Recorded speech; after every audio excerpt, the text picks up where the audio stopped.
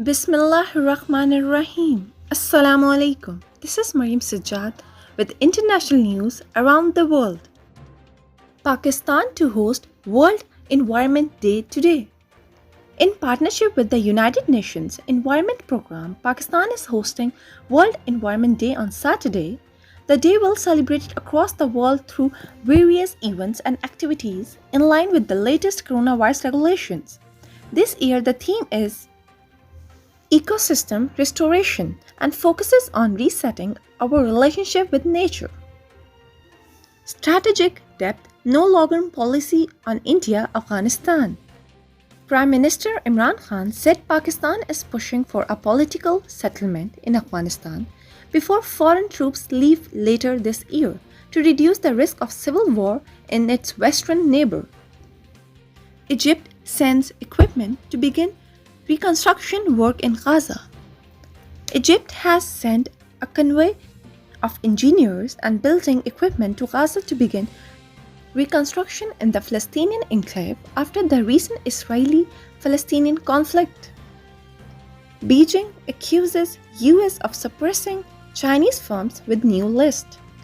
China accused the United States of suppressing Chinese firm and issued veiled threats of a retaliation on Friday after President Joe Biden expanded a blacklist of companies Americans are barred from investing in. US announces to help Afghanistan with $266.5 million aid in COVID response.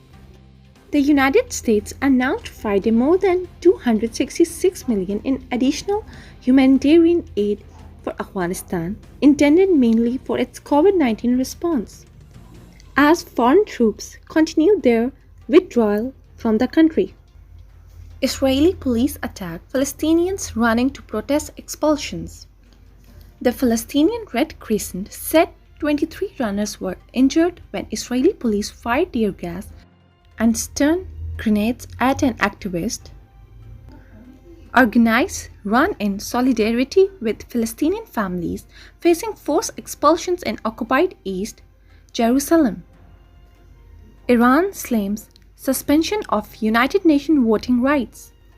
Iran on Thursday slammed the United Nations decision to suspend its voting rights at the General Assembly for failing to pay its dues as fundamentally flawed, entirely unacceptable, and completely unjustified.